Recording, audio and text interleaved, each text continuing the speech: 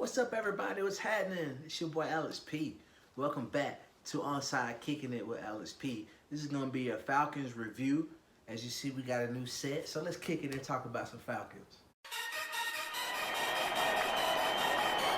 Live from the 35-yard line,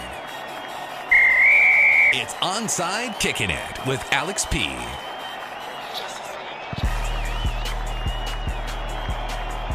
Guess what, y'all?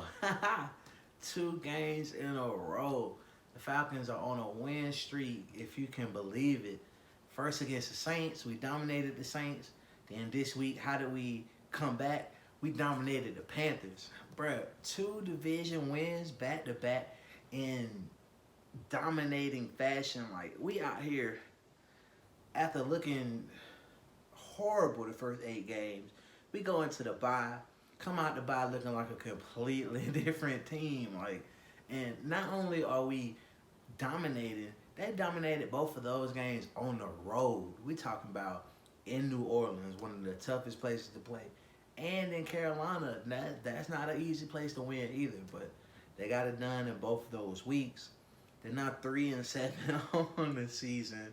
Still a long ways to go. Chances of getting into the playoffs are very minuscule, but there's still a slight chance. But we need for everything to go our way. We need the Saints to keep losing. We need the Vikings to lose continuously, and we need the Seahawks to keep losing, because both of those teams beat us, so they're on a tiebreaker in the event of a 9-7 tie, which is what the Falcons are going to have to do in order to even have a chance. But we'll get down there as we get down there. Let's talk about this win against Carolina. Still no Cam Newton. Kyle Allen was supposed to be the heir apparent to Cam Newton, but after the way he played against us, I don't know. They're going to be rethinking that. Cam might still be in Carolina. But the final score was 29-3. The Falcons, 2 straight games without allowing a touchdown. Their defense has really been the big story. They sacked Drew Brees last week 6 times after 5 sacks the previous 8 games. How did they follow up this week? They got 5 sacks this week.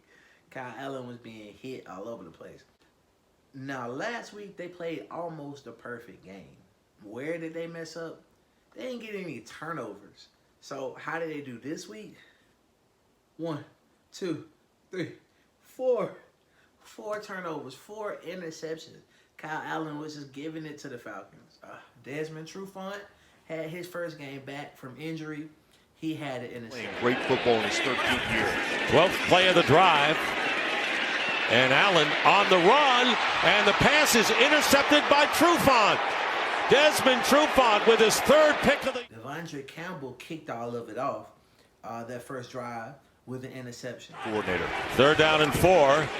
Kyle Allen is going to get hit, and the ball is thrown, and it's caught and picked off by Devondre Campbell.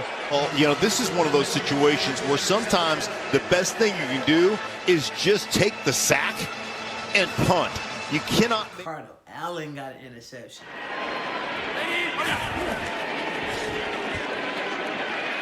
Here's Allen's pass, and it's intercepted by Ricardo Allen. And he laterals to Trufant.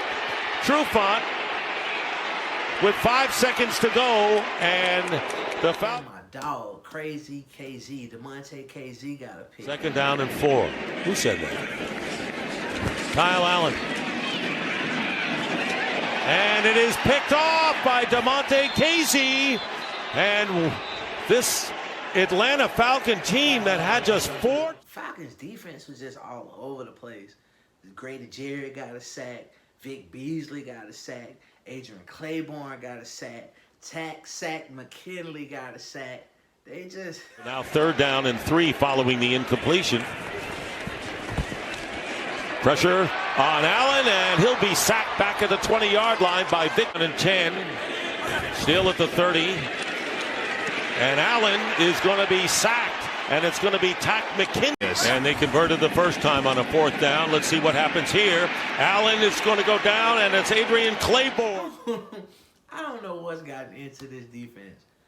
At least these past 2 games. They were really on something these past 2 games. Offensively, Matt Ryan, you know, he's going to do his thing as usual. He was 21 of 31 for 311 yards. In this game, he passed Warren Moon for 10th place on the all-time passing yards list. Matt Ryan, I don't care what anybody say. You want to down my boy, Hall of Famer. Go ahead and put it out there. Matty Ice is doing his thing. 10th place, all-time passing yards list.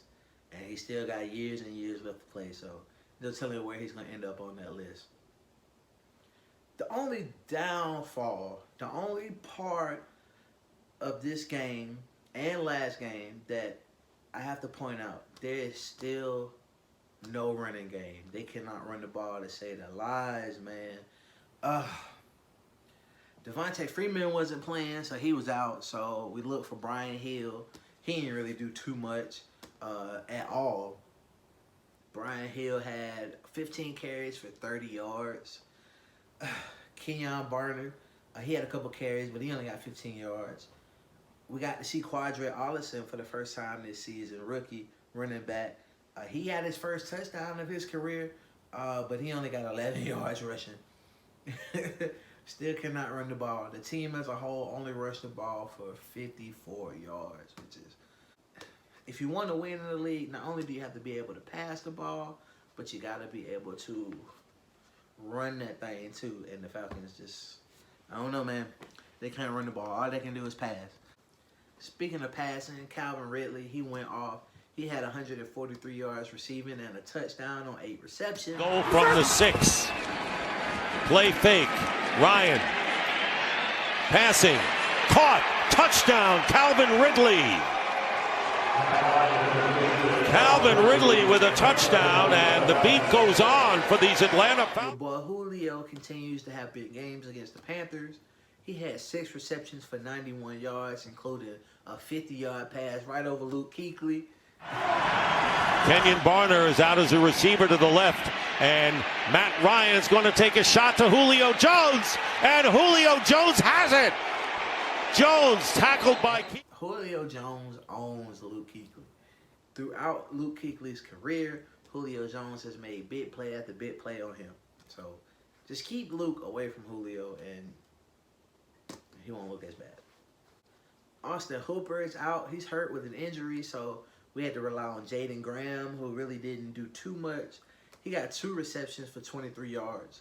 One of those receptions was for a big gain, for a first down that the team really needed in a crunch time. Ryan gets it. We're going to miss Hoop. Austin Hooper led the league in receiving for tight ends, for receiving yards and receiving touchdowns. So that's going to be a big piece that the team is going to miss. So we need Austin Hooper to get back healthy ASAP. Also, y'all, hey, guess what, y'all? We got a punt return for a touchdown.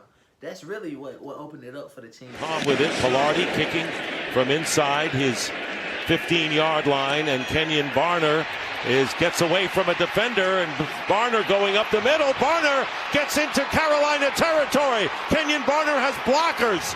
Barner still on his feet, going in and dives for the touchdown.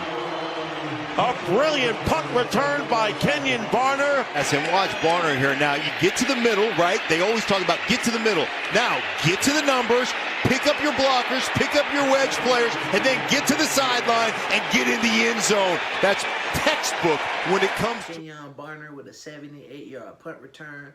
That's the second longest in the Falcons' history. Second only to your boy Dion Primetime. So all phases of the game showed up. Offense, defense, special teams. It's a great team win.